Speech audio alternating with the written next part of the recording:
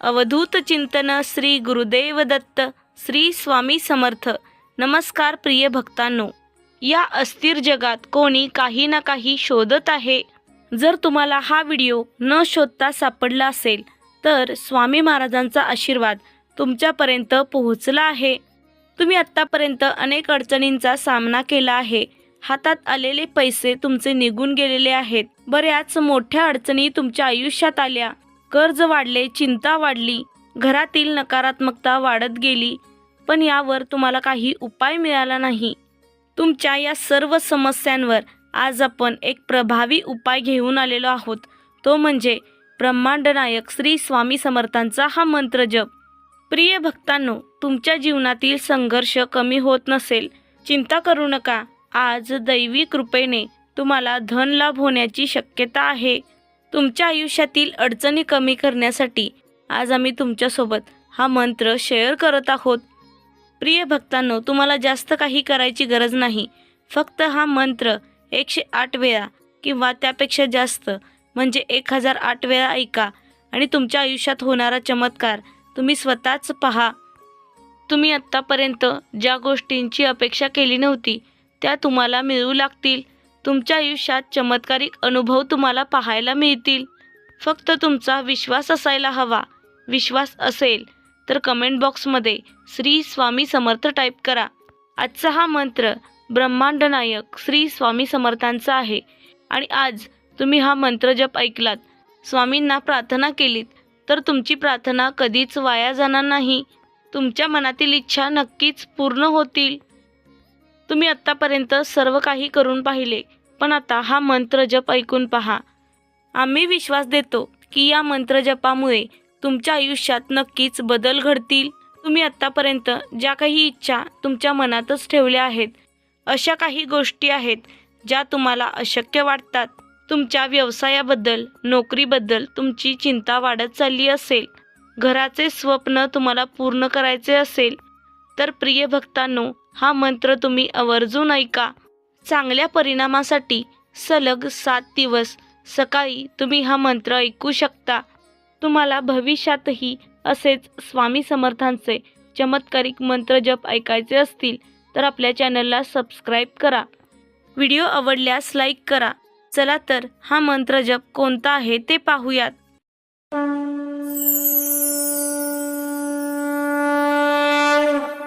ओम श्री स्वामी परब्रह्म स्वरूपाय धनलाभाय नमोस्तुते. ओम श्री स्वामी परब्रह्म स्वरूपाय धनलाभाय नमोस्तुते. ओम श्री स्वामी परब्रह्म स्वरूपाय धनलाभाय नमोस्तुते. ओम श्री स्वामी परब्रह्म स्वरूपाय धनलाभाय नमोस्तुते. ओम श्री स्वामी परब्रह्म स्वरूपाय धनलाभाय नमोस्तुते. ओम श्री स्वामी परब्रह्म स्वरूपाय धनलाभाय नमोस्तुते. ओम श्री स्वामी परब्रह्म स्वरूपाय धनलाभाय नमोस्तुते. ओम श्री स्वामी परब्रह्म स्वरूपाय धनलाभाय नमोस्तुते. ओम श्री स्वामी परब्रह्म स्वरूपाय धनलाभाय नमोस्तुते. ओम श्री स्वामी परब्रह्म स्वरूपाय धनलाभाय नमोस्तुते. ओम श्री स्वामी परब्रह्म स्वरूपाय धनलाभाय नमोस्तुते. ओम श्री स्वामी परब्रह्म स्वरूपाय धनलाभाय नमोस्तुते. ओम श्री स्वामी परब्रह्म स्वरूपाय धनलाभाय नमोस्तुते. ओम श्री स्वामी परब्रह्म स्वरूपाय धनलाभाय नमोस्तुते. ओम श्री स्वामी परब्रह्म स्वरूपाय धनलाभाय नमोस्तुते. ओम श्री स्वामी परब्रह्म स्वरूपाय धनलाभाय नमोस्तुते. ओम श्री स्वामी परब्रह्मस्वरूपाय धनलाभाय नमोस्तुते। ओम श्री स्वामी परब्रह्मस्वरूपाय धनलाभाय नमोस्तुते। ओम श्री स्वामी परब्रह्मस्वरूपाय धनलाभाय नमोस्तुते। ओम श्री स्वामी परब्रह्मस्वरूपाय धनलाभाय नमोस्तुते। ओम श्री स्वामी परब्रह्मस्वरूपाय धनलाभाय नमोस्तुते। ओम श्री स्वामी परब्रह्मस्वरूपाय धनलाभाय नमोस्तुते। ओम श्री स्वामी परब्रह्मस्वरूपाय धनलाभाय नमोस्तुते। ओम श्री स्वामी परब्रह्मस्वरूपाय धनलाभाय नमोस्तुते। ओम श्री स्वामी परब्रह्मस्वरूपाय धनलाभाय नमोस्तुते। ओम श्री स्वामी परब्रह्मस्वरूपाय धनलाभाय नमोस्तुते। ओम श्री स्वामी परब्रह्मस्वरूपाय धनलाभाय नमोस्तुते। ओम श्री स्वामी परब्रह्मस्वरूपाय धनलाभाय नमोस्तुते। ओम श्री स्वामी परब्रह्मस्वरूपाय धनलाभाय नमोस्तुते। ओम श्री स्वामी परब्रह्मस्वरूपाय धनलाभाय नमोस्तुते। ओम श्री स्वामी परब्रह्मस्वरूपाय धनलाभाय नमोस्तुते। ओम श्री स्वामी परब्रह्मस्वरूपाय धनलाभाय नमोस्तुते। ओम श्री स्वामी परब्रह्मस्वरूपाय धनलाभाय नमोस्तुते। ओम श्री स्वामी परब्रह्मस्वरूपाय धनलाभाय नमोस्तुते। ओम श्री स्वामी परब्रह्मस्वरूपाय धनलाभाय नमोस्तुते। ओम श्री स्वामी परब्रह्मस्वरूपाय धनलाभाय नमोस्तुते। ओम श्री स्वामी परब्रह्मस्वरूपाय धनलाभाय नमोस्तुते। ओम श्री स्वामी परब्रह्मस्वरूपाय धनलाभाय नमोस्तुते। ओम श्री स्वामी परब्रह्मस्वरूपाय धनलाभाय नमोस्तुते। ओम श्री स्वामी परब्रह्मस्वरूपाय धनलाभाय नमोस्तुते। ओम श्री स्वामी परब्रह्मस्वरूपाय धनलाभाय नमोस्तुते। ओम श्री स्वामी परब्रह्मस्वरूपाय धनलाभाय नमोस्तुते। ओम श्री स्वामी परब्रह्मस्वरूपाय धनलाभाय नमोस्तुते। ओम श्री स्वामी परब्रह्मस्वरूपाय धनलाभाय नमोस्तुते। ओम श्री स्वामी परब्रह्मस्वरूपाय धनलाभाय नमोस्तुते। ओम श्री स्वामी परब्रह्मस्वरूपाय धनलाभाय नमोस्तुते। ओम श्री स्वामी परब्रह्मस्वरूपाय धनलाभाय नमोस्तुते। ओम श्री स्वामी परब्रह्मस्वरूपाय धनलाभाय नमोस्तुते। ओम श्री स्वामी परब्रह्मस्वरूपाय धनलाभाय नमोस्तुते। ओम श्री स्वामी परब्रह्मस्वरूपाय धनलाभाय नमोस्तुते। ओम श्री स्वामी परब्रह्मस्वरूपाय धनलाभाय नमोस्तुते। ओम श्री स्वामी परब्रह्मस्वरूपाय धनलाभाय नमोस्तुते। ओम श्री स्वामी परब्रह्मस्वरूपाय धनलाभाय नमोस्तुते। ओम श्री स्वामी परब्रह्मस्वरूपाय धनलाभाय नमोस्तुते। ओम श्री स्वामी परब्रह्मस्वरूपाय धनलाभाय नमोस्तुते। ओम श्री स्वामी परब्रह्म स्वरूपाय धनलाभाय नमोस्तुते। ओम श्री स्वामी परब्रह्म स्वरूपाय धनलाभाय नमोस्तुते। ओम श्री स्वामी परब्रह्म स्वरूपाय धनलाभाय नमोस्तुते। ओम श्री स्वामी परब्रह्म स्वरूपाय धनलाभाय नमोस्तुते। ओम श्री स्वामी परब्रह्म स्वरूपाय धनलाभाय नमोस्तुते। ओम श्री स्वामी परब्रह्म स्वरूपाय धनलाभाय नमोस्तुते। ओम श्री स्वामी परब्रह्म स्वरूपाय धनलाभाय नमोस्तुते। ओम श्री स्वामी परब्रह्म स्वरूपाय धनलाभाय नमोस्तुते। ओम श्री स्वामी परब्रह्म स्वरूपाय धनलाभाय नमोस्तुते। ओम श्री स्वामी परब्रह्म स्वरूपाय धनलाभाय नमोस्तुते। ओम श्री स्वामी परब्रह्म स्वरूपाय धनलाभाय नमोस्तुते। ओम श्री स्वामी परब्रह्म स्वरूपाय धनलाभाय नमोस्तुते।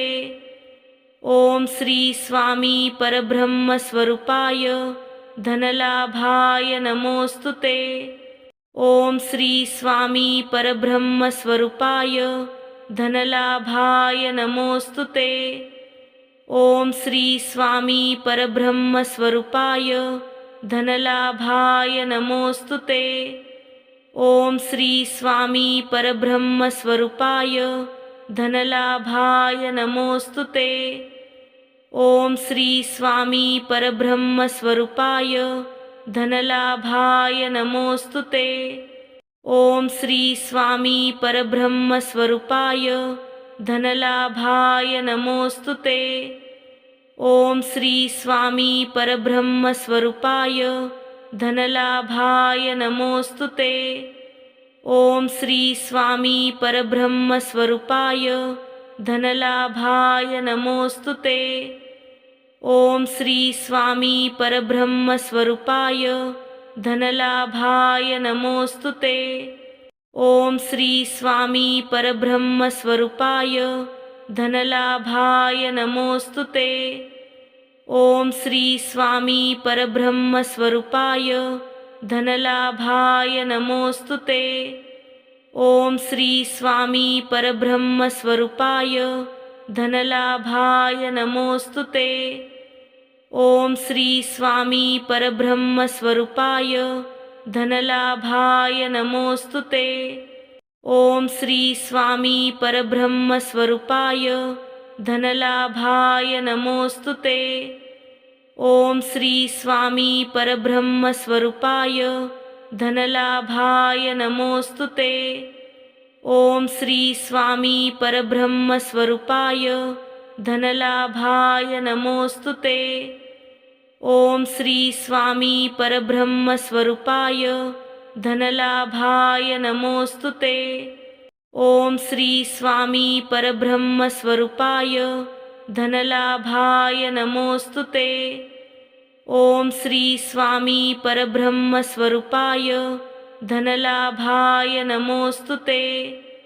ओम श्री स्वामी परब्रह्म स्वरूपाय धनलाभाय नमोस्तुते। ओम श्री स्वामी परब्रह्म स्वरूपाय धनलाभाय नमोस्तुते। ओम श्री स्वामी परब्रह्म स्वरूपाय धनलाभाय नमोस्तुते। ओम श्री स्वामी परब्रह्म स्वरूपाय धनलाभाय नमोस्तुते। ओम श्री स्वामी परब्रह्म स्वरूपाय धनलाभाय नमोस्तुते।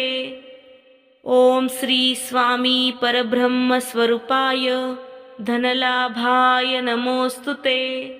ओम श्री स्वामी परब्रह्म स्वरूपाय धनलाभाय नमोस्तुते। ओम श्री स्वामी परब्रह्म स्वरूपाय धनलाभाय नमोस्तुते।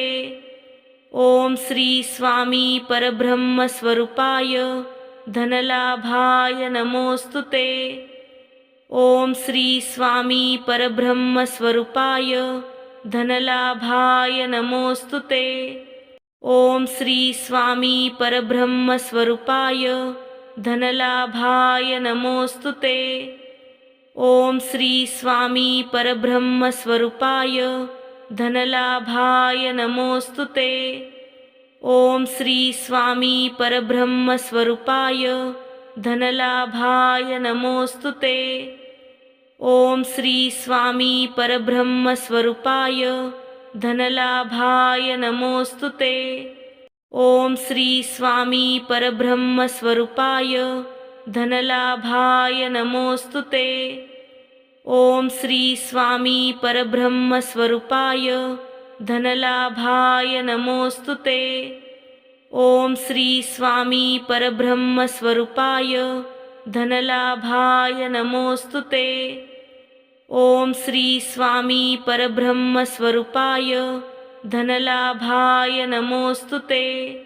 ओम श्री स्वामी परब्रह्मस्वरूपाय धनलाभाय नमोस्तुते।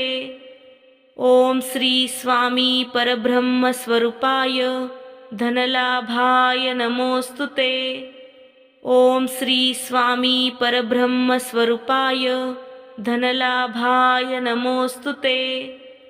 ओम श्री स्वामी परब्रह्मस्वरूपाय धनलाभाय नमोस्तुते। ओम श्री स्वामी परब्रह्मस्वरूपाय धनलाभाय नमोस्तुते। ओम श्री स्वामी परब्रह्मस्वरूपाय धनलाभाय नमोस्तुते। ओम श्री स्वामी परब्रह्मस्वरूपाय धनलाभाय नमोस्तुते। ओम श्री स्वामी परब्रह्मस्वरूपाय धनलाभाय नमोस्तुते। ओम श्री स्वामी परब्रह्मस्वरूपाय धनलाभाय नमोस्तुते। ओम श्री स्वामी परब्रह्मस्वरूपाय धनलाभाय नमोस्तुते। ओम श्री स्वामी परब्रह्मस्वरूपाय धनलाभाय नमोस्तुते। ओम श्री स्वामी परब्रह्मस्वरूपाय धनलाभाय नमोस्तुते। ओम श्री स्वामी परब्रह्मस्वरूपाय धनलाभाय नमोस्तुते। ओम श्री स्वामी परब्रह्मस्वरूपाय धनलाभाय नमोस्तुते। ओम श्री स्वामी परब्रह्मस्वरूपाय धनलाभाय नमोस्तुते। ओम श्री स्वामी परब्रह्मस्वरूपाय धनलाभाय नमोस्तुते। ओम श्री स्वामी परब्रह्मस्वरूपाय धनलाभाय नमोस्तुते। ओम श्री स्वामी परब्रह्मस्वरूपाय धनलाभाय नमोस्तुते। ओम श्री स्वामी परब्रह्मस्वरूपाय धनलाभाय नमोस्तुते। ओम श्री स्वामी परब्रह्मस्वरूपाय धनलाभाय नमोस्तुते। ओम श्री स्वामी परब्रह्मस्वरूपाय धनलाभाय नमोस्तुते। ओम श्री स्वामी परब्रह्मस्वरूपाय धनलाभाय नमोस्तुते। ओम श्री स्वामी परब्रह्मस्वरूपाय धनलाभाय नमोस्तुते। ओम श्री स्वामी परब्रह्मस्वरूपाय धनलाभाय नमोस्तुते। ओम श्री स्वामी परब्रह्मस्वरूपाय धनलाभाय नमोस्तुते। ओम श्री स्वामी परब्रह्मस्वरूपाय धनलाभाय नमोस्तुते। ओम श्री स्वामी परब्रह्मस्वरूपाय धनलाभाय नमोस्तुते। ओम श्री स्वामी परब्रह्मस्वरूपाय धनलाभाय नमोस्तुते।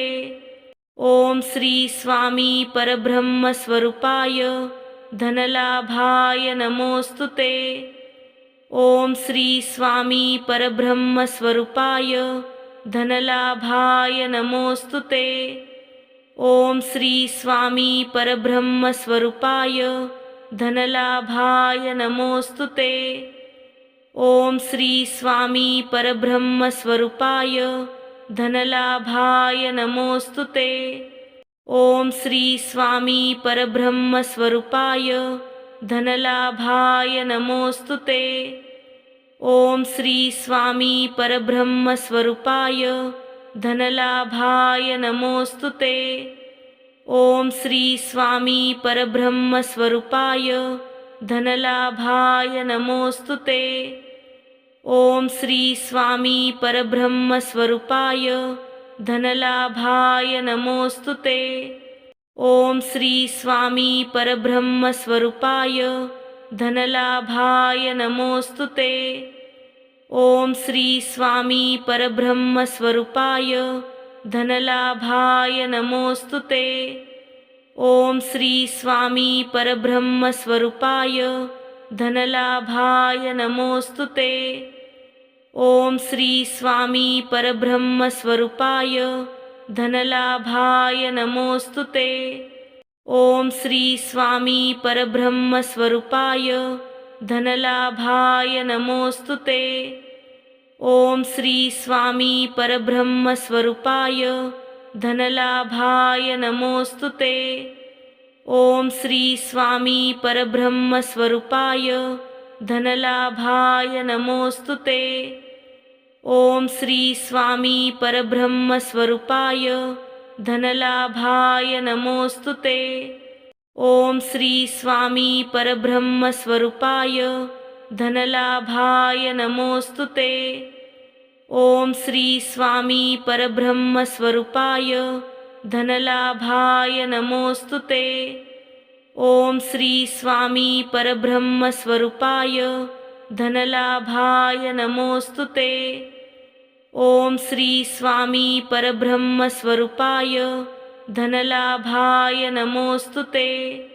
ओम श्री स्वामी परब्रह्मस्वरूपाय धनलाभाय नमोस्तुते। ओम श्री स्वामी परब्रह्मस्वरूपाय धनलाभाय नमोस्तुते। ओम श्री स्वामी परब्रह्मस्वरूपाय धनलाभाय नमोस्तुते। ओम श्री स्वामी परब्रह्मस्वरूपाय धनलाभाय नमोस्तुते। ओम श्री स्वामी परब्रह्मस्वरूपाय धनलाभाय नमोस्तुते। ओम श्री स्वामी परब्रह्मस्वरूपाय धनलाभाय नमोस्तुते। ओम श्री स्वामी परब्रह्मस्वरूपाय धनलाभाय नमोस्तुते। ओम श्री स्वामी परब्रह्मस्वरूपाय धनलाभाय नमोस्तुते। ओम श्री स्वामी परब्रह्मस्वरूपाय धनलाभाय नमोस्तुते। ओम श्री स्वामी परब्रह्मस्वरूपाय धनलाभाय नमोस्तुते। ओम श्री स्वामी परब्रह्मस्वरूपाय धनलाभाय नमोस्तुते। ओम श्री स्वामी परब्रह्मस्वरूपाय धनलाभाय नमोस्तुते। ओम श्री स्वामी परब्रह्मस्वरूपाय धनलाभाय नमोस्तुते। ओम श्री स्वामी परब्रह्मस्वरूपाय धनलाभाय नमोस्तुते। ओम श्री स्वामी परब्रह्मस्वरूपाय धनलाभाय नमोस्तुते। ओम श्री स्वामी परब्रह्मस्वरूपाय धनलाभाय नमोस्तुते। ओम श्री स्वामी परब्रह्मस्वरूपाय धनलाभाय नमोस्तुते। ओम श्री स्वामी परब्रह्मस्वरूपाय धनलाभाय नमोस्तुते। ओम श्री स्वामी परब्रह्मस्वरूपाय धनलाभाय नमोस्तुते। ओम श्री स्वामी परब्रह्मस्वरूपाय धनलाभाय नमोस्तुते। ओम श्री स्वामी परब्रह्म स्वरूपाय धनलाभाय नमोस्तुते। ओम श्री स्वामी परब्रह्म स्वरूपाय धनलाभाय नमोस्तुते। ओम श्री स्वामी परब्रह्म स्वरूपाय धनलाभाय नमोस्तुते। ओम श्री स्वामी परब्रह्म स्वरूपाय धनलाभाय नमोस्तुते। ओम श्री स्वामी परब्रह्म स्वरूपाय धनलाभाय नमोस्तुते। ओम श्री स्वामी परब्रह्म स्वरूपाय धनलाभाय नमोस्तुते। ओम श्री स्वामी परब्रह्म स्वरूपाय धनलाभाय नमोस्तुते। ओम श्री स्वामी परब्रह्म स्वरूपाय धनलाभाय नमोस्तुते। ओम श्री स्वामी परब्रह्म स्वरूपाय धनलाभाय नमोस्तुते।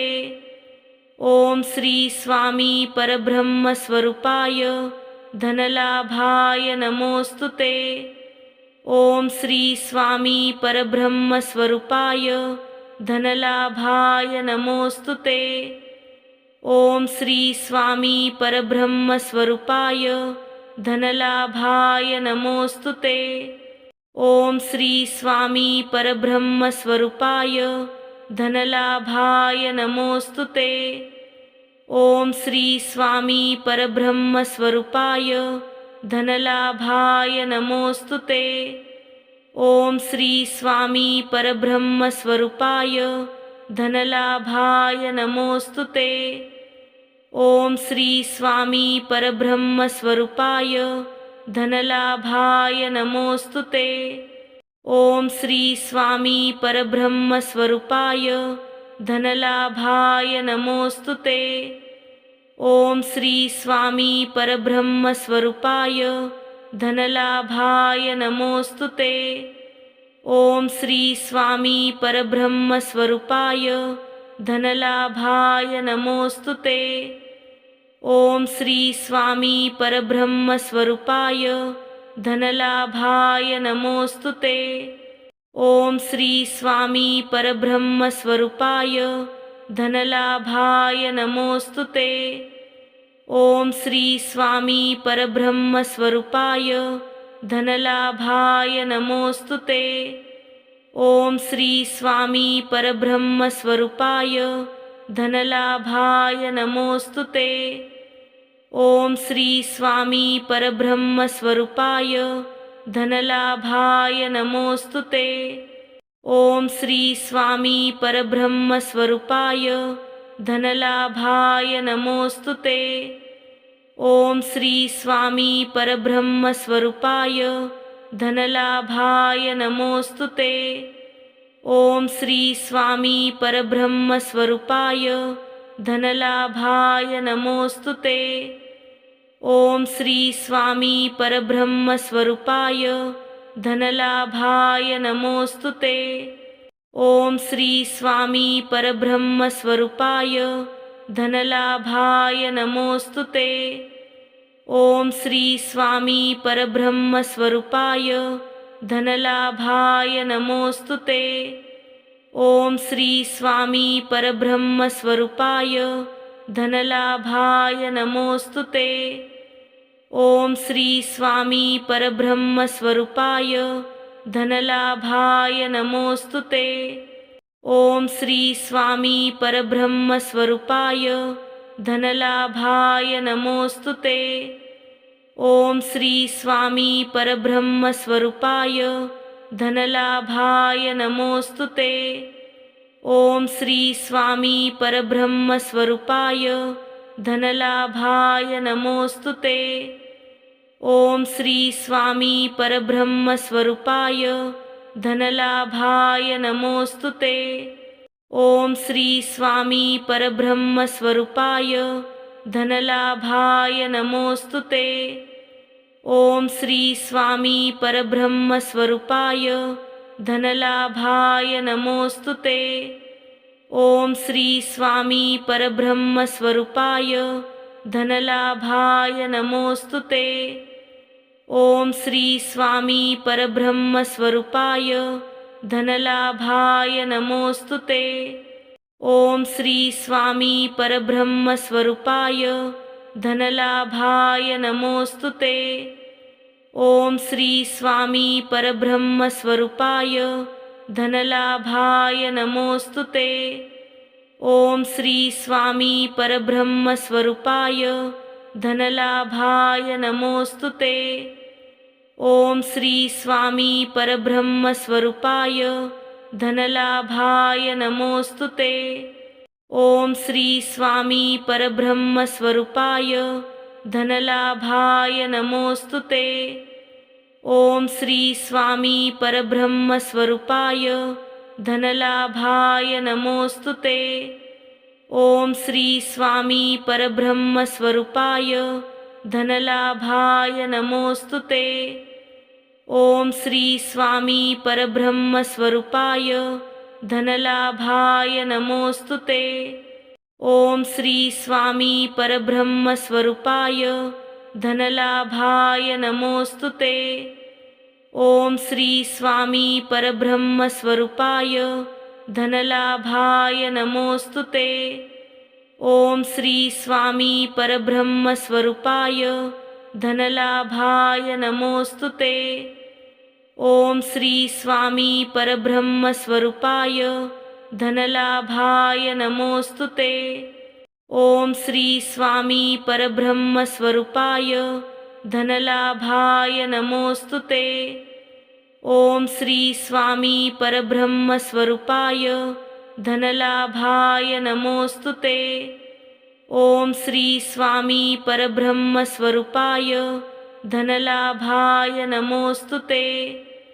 ओम श्री स्वामी परब्रह्म स्वरूपाय धनलाभाय नमोस्तुते। ओम श्री स्वामी परब्रह्म स्वरूपाय धनलाभाय नमोस्तुते। ओम श्री स्वामी परब्रह्म स्वरूपाय धनलाभाय नमोस्तुते। ओम श्री स्वामी परब्रह्म स्वरूपाय धनलाभाय नमोस्तुते। ओम श्री स्वामी परब्रह्म स्वरूपाय धनलाभाय नमोस्तुते।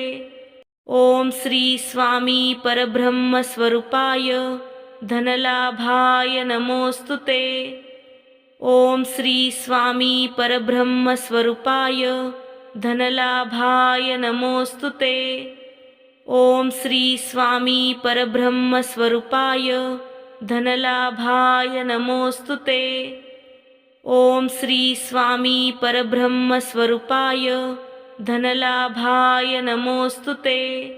ओम श्री स्वामी परब्रह्म स्वरूपाय धनलाभाय नमोस्तुते। ओम श्री स्वामी परब्रह्म स्वरूपाय धनलाभाय नमोस्तुते। ओम श्री स्वामी परब्रह्म स्वरूपाय धनलाभाय नमोस्तुते।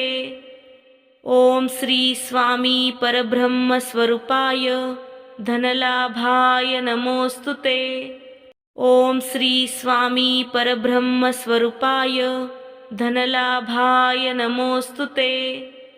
ओम श्री स्वामी परब्रह्म स्वरूपाय धनलाभाय नमोस्तुते। ओम श्री स्वामी परब्रह्म स्वरूपाय धनलाभाय नमोस्तुते। ओम श्री स्वामी परब्रह्म स्वरूपाय धनलाभाय नमोस्तुते। ओम श्री स्वामी परब्रह्म स्वरूपाय धनलाभाय नमोस्तुते। ओम श्री स्वामी परब्रह्म स्वरूपाय धनलाभाय नमोस्तुते। ओम श्री स्वामी परब्रह्म स्वरूपाय धनलाभाय नमोस्तुते। ओम श्री स्वामी परब्रह्म स्वरूपाय धनलाभाय नमोस्तुते। ओम श्री स्वामी परब्रह्म स्वरूपाय धनलाभाय नमोस्तुते। ओम श्री स्वामी परब्रह्म स्वरूपाय धनलाभाय नमोस्तुते। ओम श्री स्वामी परब्रह्म स्वरूपाय धनलाभाय नमोस्तुते। ओम श्री स्वामी परब्रह्म स्वरूपाय धनलाभाय नमोस्तुते। ओम श्री स्वामी परब्रह्म स्वरूपाय धनलाभाय नमोस्तुते। ओम श्री स्वामी परब्रह्म स्वरूपाय धनलाभाय नमोस्तुते। ओम श्री स्वामी परब्रह्म स्वरूपाय धनलाभाय नमोस्तुते। ओम श्री स्वामी परब्रह्म स्वरूपाय धनलाभाय नमोस्तुते। ओम श्री स्वामी परब्रह्म स्वरूपाय धनलाभाय नमोस्तुते। ओम श्री स्वामी परब्रह्म स्वरूपाय धनलाभाय नमोस्तुते। ओम श्री स्वामी परब्रह्म स्वरूपाय धनलाभाय नमोस्तुते। ओम श्री स्वामी परब्रह्म स्वरूपाय धनलाभाय नमोस्तुते। ओम श्री स्वामी परब्रह्म स्वरूपाय धनलाभाय नमोस्तुते। ओम श्री स्वामी परब्रह्म स्वरूपाय धनलाभाय नमोस्तुते। ओम श्री स्वामी परब्रह्म स्वरूपाय धनलाभाय नमोस्तुते। ओम श्री स्वामी परब्रह्म स्वरूपाय धनलाभाय नमोस्तुते। ओम श्री स्वामी परब्रह्म स्वरूपाय धनलाभाय नमोस्तुते। ओम श्री स्वामी परब्रह्म स्वरूपाय धनलाभाय नमोस्तुते। ओम श्री स्वामी परब्रह्म स्वरूपाय धनलाभाय नमोस्तुते। ओम श्री स्वामी परब्रह्म स्वरूपाय धनलाभाय नमोस्तुते। ओम श्री स्वामी परब्रह्म स्वरूपाय धनलाभाय नमोस्तुते। ओम श्री स्वामी परब्रह्म स्वरूपाय धनलाभाय नमोस्तुते। ओम श्री स्वामी परब्रह्म स्वरूपाय धनलाभाय नमोस्तुते। ओम श्री स्वामी परब्रह्म स्वरूपाय धनलाभाय नमोस्तुते। ओम श्री स्वामी परब्रह्म स्वरूपाय धनलाभाय नमोस्तुते। ओम श्री स्वामी परब्रह्म स्वरूपाय धनलाभाय नमोस्तुते। ओम श्री स्वामी परब्रह्म स्वरूपाय धनलाभाय नमोस्तुते। ओम श्री स्वामी परब्रह्म स्वरूपाय धनलाभाय नमोस्तुते। ओम श्री स्वामी परब्रह्म स्वरूपाय धनलाभाय नमोस्तुते। ओम श्री स्वामी परब्रह्म स्वरूपाय धनलाभाय नमोस्तुते।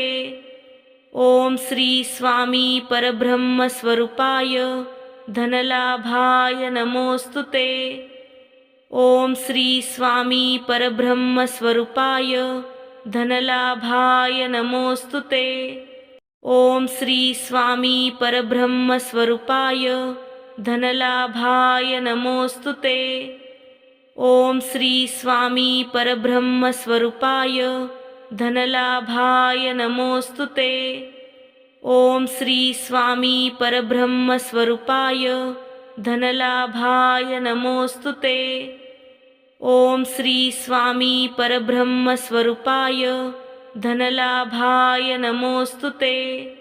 ओम श्री स्वामी परब्रह्म स्वरूपाय धनलाभाय नमोस्तुते। ओम श्री स्वामी परब्रह्म स्वरूपाय धनलाभाय नमोस्तुते। ओम श्री स्वामी परब्रह्म स्वरूपाय धनलाभाय नमोस्तुते।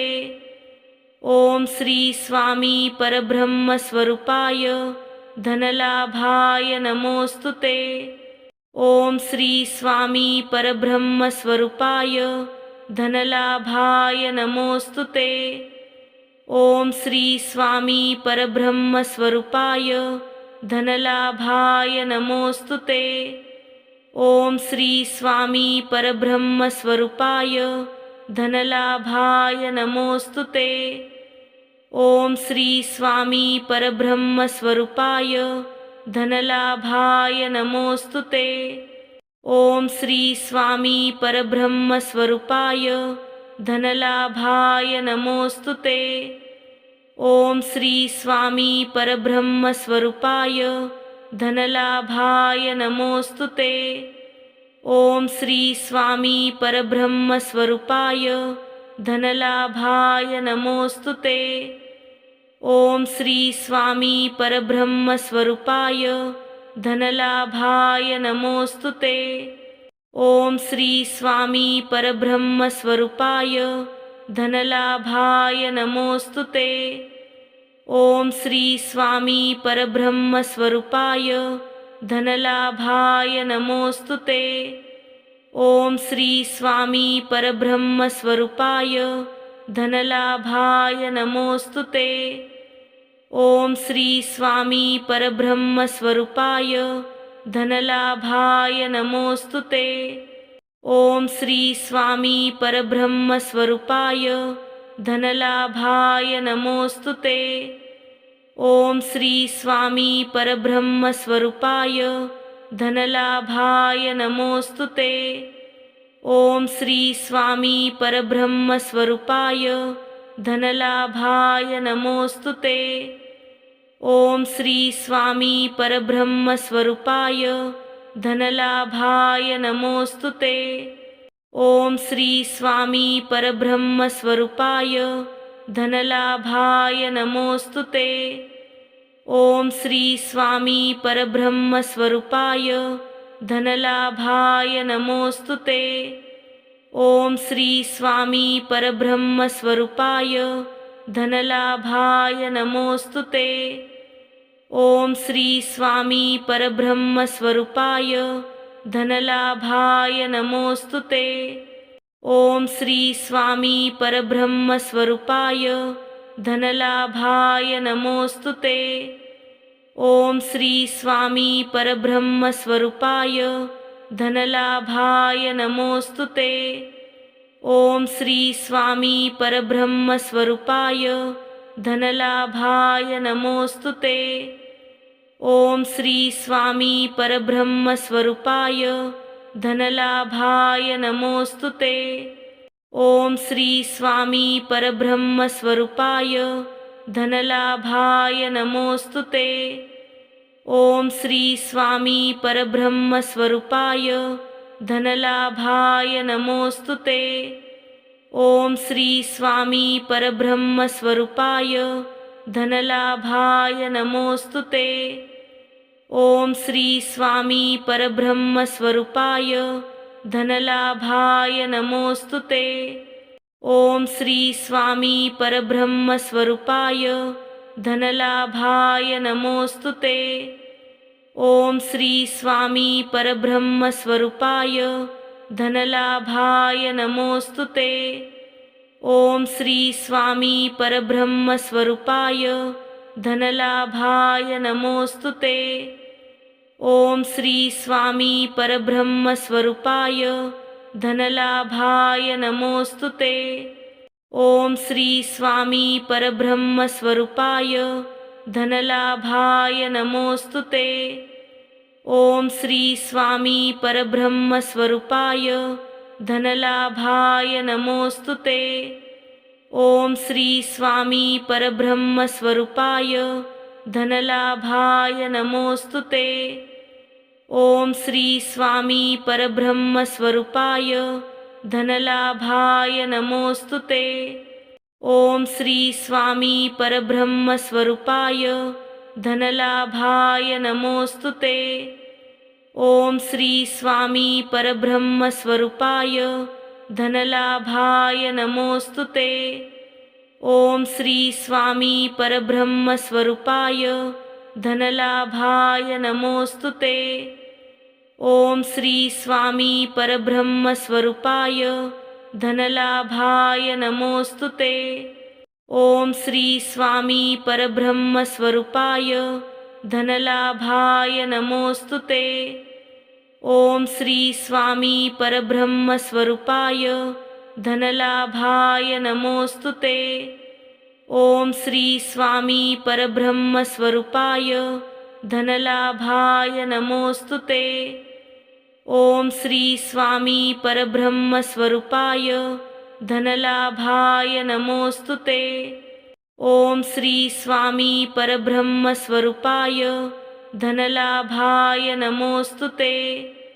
ओम श्री स्वामी परब्रह्म स्वरूपाय धनलाभाय नमोस्तुते। ओम श्री स्वामी परब्रह्म स्वरूपाय धनलाभाय नमोस्तुते। ओम श्री स्वामी परब्रह्म स्वरूपाय धनलाभाय नमोस्तुते। ओम श्री स्वामी परब्रह्म स्वरूपाय धनलाभाय नमोस्तुते। ओम श्री स्वामी परब्रह्म स्वरूपाय धनलाभाय नमोस्तुते। ओम श्री स्वामी परब्रह्म स्वरूपाय धनलाभाय नमोस्तुते। ओम श्री स्वामी परब्रह्म स्वरूपाय धनलाभाय नमोस्तुते। ओम श्री स्वामी परब्रह्म स्वरूपाय धनलाभाय नमोस्तुते। ओम श्री स्वामी परब्रह्म स्वरूपाय धनलाभाय नमोस्तुते। ओम श्री स्वामी परब्रह्म स्वरूपाय धनलाभाय नमोस्तुते। ओम श्री स्वामी परब्रह्म स्वरूपाय धनलाभाय नमोस्तुते। ओम श्री स्वामी परब्रह्म स्वरूपाय धनलाभाय नमोस्तुते। ओम श्री स्वामी परब्रह्म स्वरूपाय धनलाभाय नमोस्तुते। ओम श्री स्वामी परब्रह्म स्वरूपाय धनलाभाय नमोस्तुते। ओम श्री स्वामी परब्रह्म स्वरूपाय धनलाभाय नमोस्तुते। ओम श्री स्वामी परब्रह्म स्वरूपाय धनलाभाय नमोस्तुते। ओम श्री स्वामी परब्रह्म स्वरूपाय धनलाभाय नमोस्तुते। ओम श्री स्वामी परब्रह्म स्वरूपाय धनलाभाय नमोस्तुते। ओम श्री स्वामी परब्रह्म स्वरूपाय धनलाभाय नमोस्तुते। ओम श्री स्वामी परब्रह्म स्वरूपाय धनलाभाय नमोस्तुते। ओम श्री स्वामी परब्रह्म स्वरूपाय धनलाभाय नमोस्तुते। ओम श्री स्वामी परब्रह्म स्वरूपाय धनलाभाय नमोस्तुते। ओम श्री स्वामी परब्रह्म स्वरूपाय धनलाभाय नमोस्तुते। ओम श्री स्वामी परब्रह्म स्वरूपाय धनलाभाय नमोस्तुते। ओम श्री स्वामी परब्रह्म स्वरूपाय धनलाभाय नमोस्तुते। ओम श्री स्वामी परब्रह्म स्वरूपाय धनलाभाय नमोस्तुते। ओम श्री स्वामी परब्रह्म स्वरूपाय धनलाभाय नमोस्तुते। ओम श्री स्वामी परब्रह्म स्वरूपाय धनलाभाय नमोस्तुते। ओम श्री स्वामी परब्रह्म स्वरूपाय धनलाभाय नमोस्तुते। ओम श्री स्वामी परब्रह्म स्वरूपाय धनलाभाय नमोस्तुते। ओम श्री स्वामी परब्रह्म स्वरूपाय धनलाभाय नमोस्तुते। ओम श्री स्वामी परब्रह्म स्वरूपाय धनलाभाय नमोस्तुते। ओम श्री स्वामी परब्रह्म स्वरूपाय धनलाभाय नमोस्तुते। ओम श्री स्वामी परब्रह्म स्वरूपाय धनलाभाय नमोस्तुते। ओम श्री स्वामी परब्रह्म स्वरूपाय धनलाभाय नमोस्तुते। ओम श्री स्वामी परब्रह्म स्वरूपाय धनलाभाय नमोस्तुते। ओम श्री स्वामी परब्रह्म स्वरूपाय धनलाभाय नमोस्तुते। ओम श्री स्वामी परब्रह्म स्वरूपाय धनलाभाय नमोस्तुते। ओम श्री स्वामी परब्रह्म स्वरूपाय धनलाभाय नमोस्तुते। ओम श्री स्वामी परब्रह्म स्वरूपाय धनलाभाय नमोस्तुते। ओम श्री स्वामी परब्रह्म स्वरूपाय धनलाभाय नमोस्तुते। ओम श्री स्वामी परब्रह्म स्वरूपाय धनलाभाय नमोस्तुते। ओम श्री स्वामी परब्रह्म स्वरूपाय धनलाभाय नमोस्तुते। ओम श्री स्वामी परब्रह्म स्वरूपाय धनलाभाय नमोस्तुते। ओम श्री स्वामी परब्रह्म स्वरूपाय धनलाभाय नमोस्तुते।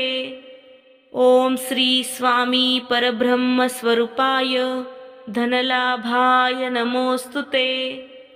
ओम श्री स्वामी परब्रह्म स्वरूपाय धनलाभाय नमोस्तुते। ओम श्री स्वामी परब्रह्म स्वरूपाय धनलाभाय नमोस्तुते। ओम श्री स्वामी परब्रह्म स्वरूपाय धनलाभाय नमोस्तुते। ओम श्री स्वामी परब्रह्म स्वरूपाय धनलाभाय नमोस्तुते। ओम श्री स्वामी परब्रह्म स्वरूपाय धनलाभाय नमोस्तुते। ओम श्री स्वामी परब्रह्म स्वरूपाय धनलाभाय नमोस्तुते। ओम श्री स्वामी परब्रह्म स्वरूपाय धनलाभाय नमोस्तुते। ओम श्री स्वामी परब्रह्म स्वरूपाय धनलाभाय नमोस्तुते। ओम श्री स्वामी परब्रह्म स्वरूपाय धनलाभाय नमोस्तुते। ओम श्री स्वामी परब्रह्म स्वरूपाय धनलाभाय नमोस्तुते। ओम श्री स्वामी परब्रह्म स्वरूपाय धनलाभाय नमोस्तुते। ओम श्री स्वामी परब्रह्म स्वरूपाय धनलाभाय नमोस्तुते। ओम श्री स्वामी परब्रह्म स्वरूपाय धनलाभाय नमोस्तुते। ओम श्री स्वामी परब्रह्म स्वरूपाय धनलाभाय नमोस्तुते। ओम श्री स्वामी परब्रह्म स्वरूपाय धनलाभाय नमोस्तुते। ओम श्री स्वामी परब्रह्म स्वरूपाय धनलाभाय नमोस्तुते। ओम श्री स्वामी परब्रह्म स्वरूपाय धनलाभाय नमोस्तुते। ओम श्री स्वामी परब्रह्म स्वरूपाय धनलाभाय नमोस्तुते। ओम श्री स्वामी परब्रह्म स्वरूपाय धनलाभाय नमोस्तुते। ओम श्री स्वामी परब्रह्म स्वरूपाय धनलाभाय नमोस्तुते। ओम श्री स्वामी परब्रह्म स्वरूपाय धनलाभाय नमोस्तुते। ओम श्री स्वामी परब्रह्म स्वरूपाय धनलाभाय नमोस्तुते। ओम श्री स्वामी परब्रह्म स्वरूपाय धनलाभाय नमोस्तुते। ओम श्री स्वामी परब्रह्म स्वरूपाय धनलाभाय नमोस्तुते। ओम श्री स्वामी परब्रह्म स्वरूपाय धनलाभाय नमोस्तुते। ओम श्री स्वामी परब्रह्म स्वरूपाय धनलाभाय नमोस्तुते। ओम श्री स्वामी परब्रह्म स्वरूपाय धनलाभाय नमोस्तुते। ओम श्री स्वामी परब्रह्मस्वरूपाय धनलाभाय नमोस्तुते। ओम श्री स्वामी परब्रह्मस्वरूपाय धनलाभाय नमोस्तुते। ओम श्री स्वामी परब्रह्मस्वरूपाय धनलाभाय नमोस्तुते। ओम श्री स्वामी परब्रह्मस्वरूपाय धनलाभाय नमोस्तुते। ओम श्री स्वामी परब्रह्मस्वरूपाय धनलाभाय नमोस्तुते। ओम श्री स्वामी परब्रह्मस्वरूपाय धनलाभाय नमोस्तुते। ओम श्री स्वामी परब्रह्मस्वरूपाय धनलाभाय नमोस्तुते। ओम श्री स्वामी परब्रह्मस्वरूपाय धनलाभाय नमोस्तुते। ओम श्री स्वामी परब्रह्मस्वरूपाय धनलाभाय नमोस्तुते। ओम श्री स्वामी परब्रह्मस्वरूपाय धनलाभाय नमोस्तुते। ओम श्री स्वामी परब्रह्मस्वरूपाय धनलाभाय नमोस्तुते। ओम श्री स्वामी परब्रह्मस्वरूपाय धनलाभाय नमोस्तुते। ओम श्री स्वामी परब्रह्मस्वरूपाय धनलाभाय नमोस्तुते। ओम श्री स्वामी परब्रह्मस्वरूपाय धनलाभाय नमोस्तुते। ओम श्री स्वामी परब्रह्मस्वरूपाय धनलाभाय नमोस्तुते। ओम श्री स्वामी परब्रह्मस्वरूपाय धनलाभाय नमोस्तुते। ओम श्री स्वामी परब्रह्मस्वरूपाय धनलाभाय नमोस्तुते। ओम श्री स्वामी परब्रह्मस्वरूपाय धनलाभाय नमोस्तुते। ओम श्री स्वामी परब्रह्मस्वरूपाय धनलाभाय नमोस्तुते। ओम श्री स्वामी परब्रह्मस्वरूपाय धनलाभाय नमोस्तुते। ओम श्री स्वामी परब्रह्मस्वरूपाय धनलाभाय नमोस्तुते।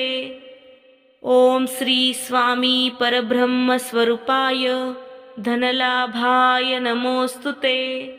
ओम श्री स्वामी परब्रह्मस्वरूपाय धनलाभाय नमोस्तुते। ओम श्री स्वामी परब्रह्मस्वरूपाय धनलाभाय नमोस्तुते। ओम श्री स्वामी परब्रह्मस्वरूपाय धनलाभाय नमोस्तुते। ओम श्री स्वामी परब्रह्मस्वरूपाय धनलाभाय नमोस्तुते। ओम श्री स्वामी परब्रह्मस्वरूपाय धनलाभाय नमोस्तुते। ओम श्री स्वामी परब्रह्मस्वरूपाय धनलाभाय नमोस्तुते। ओम श्री स्वामी परब्रह्मस्वरूपाय धनलाभाय नमोस्तुते। ओम श्री स्वामी परब्रह्मस्वरूपाय धनलाभाय नमोस्तुते। ओम श्री स्वामी परब्रह्मस्वरूपाय धनलाभाय नमोस्तुते। ओम श्री स्वामी परब्रह्मस्वरूपाय धनलाभाय नमोस्तुते। ओम श्री स्वामी परब्रह्मस्वरूपाय धनलाभाय नमोस्तुते। ओम श्री स्वामी परब्रह्मस्वरूपाय धनलाभाय नमोस्तुते।